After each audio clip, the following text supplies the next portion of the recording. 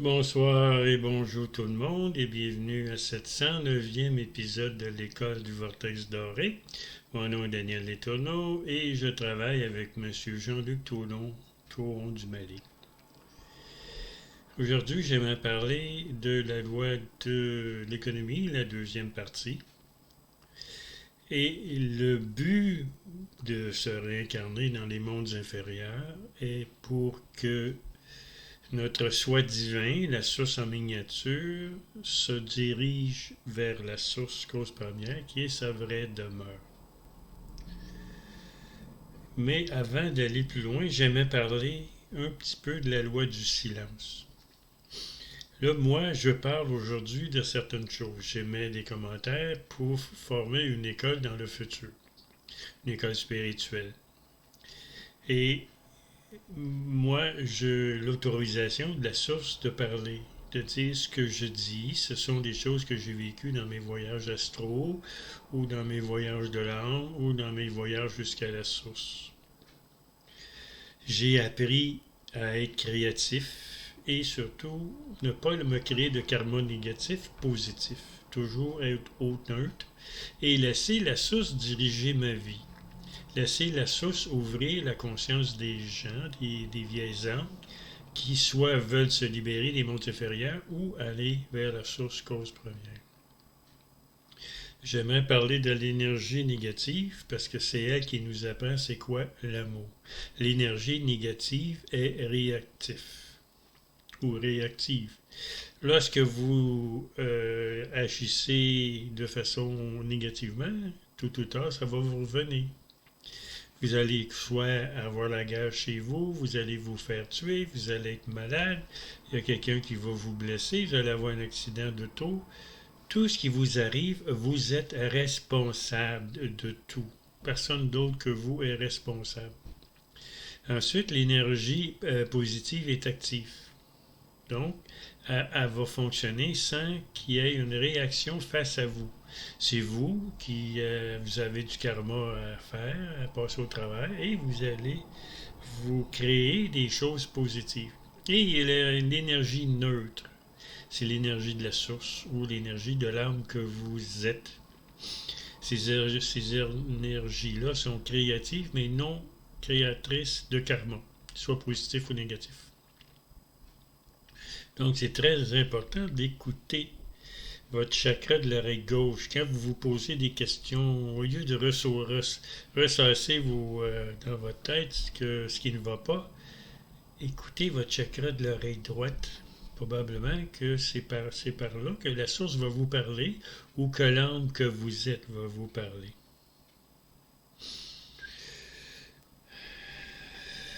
La source utilise le moi authentique pour apprendre c'est quoi l'amour, le pouvoir créateur, la sagesse, et ainsi il obtient la liberté. L'individu est libre de karma positif ou de karma négatif.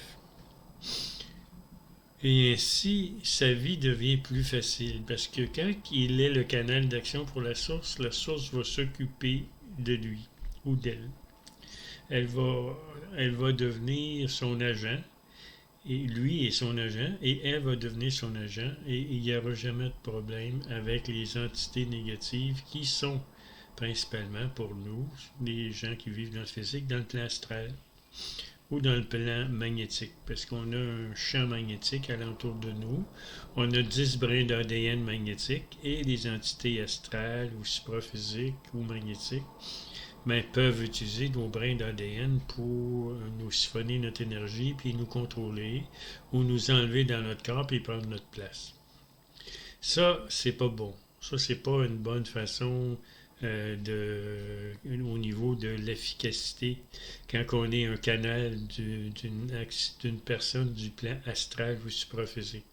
Là, on n'est pas libre, là, parce qu'une entité astrale a des intérêts. Si elle vous contacte, c'est parce qu'elle a des intérêts pour elle qui sont importants. Elle s'en fout de vous, de vos intérêts personnels, elle s'en fout. Elle va s'occuper de ses intérêts à elle. Alors, vaut mieux être un canal d'action pour la source que d'être un canal d'une entité astrale. Le voyage vers la source, le voyage du moi authentique, ben, les premières vies sur Terre, ben, ça va être axé sur le profiter le plus possible de tous les sens physiques. La lecture, l'avarice, la vanité, l'orgueil, euh, l'attachement aux choses matérielles et la colère. Et ensuite, lorsqu'elle évolue un petit peu plus, elle va commencer à agir en fonction de ses intérêts personnels autres que la conscience physique. Ça, c'est les prochaines vies. Ensuite, après ça, elle va essayer d'accumuler le plus de richesses possible. Surtout, puis contrôler les autres. Lorsqu'elle a fini ce cycle-là, là, elle va se mettre au service d'autrui. Mais souvent, le service d'autrui ne sera pas nécessairement très utile au début, mais avec le temps, ça va l'aider. Être au service d'autrui, c'est aider les gens à se réveiller, à voir qu'ils sont autre chose qu'un corps 3D. Ensuite, la prochaine étape, c'est se réveiller en tant qu'âme, devenir un voyageur spirituel et d'aider toutes les âmes qui sont prêtes à se réveiller en tant qu'âme. Et la dernière étape, c'est être un canal d'action pour la source et aider toutes les âmes qui sont prêtes à revenir à la source. Ensuite, dans notre cheminement spirituel, ce qui est très mauvais, c'est donner notre amour à des gens qui ne le méritent pas. Là, je vais commencer tout de suite. Je vais vous parler des portails organiques. Les portails organiques, c'est des entités qui sont créées par les négatifs, qui sont là pour vous déstabiliser, vous prendre votre énergie. Souvent, ça va être des narcissiques pervers. Et puis, ça, il faut faire très, très attention. Dans mon cas, moi, mon champ magnétique fonctionne. Alors là, si la personne à qui j'ai en face de moi n'a pas de champ magnétique, hop, ça c'est un portail organique. Ça, je ne perds pas mon temps avec lui. Et n'oubliez pas une chose qui est très importante, c'est chaque action a une réaction, a une conséquence. Et mon dernier souhait, c'est que vous apprenez à vous aimer. C'est la chose la plus importante. Il y a la source, vous pouvez être un canal d'action de la source, mais si vous voulez le devenir, il faut que vous vous aimiez le plus possible. Arrêtez de vous dénigrer. Je vous remercie. Je vous remercie de m'avoir écouté et je vous souhaite une bonne journée.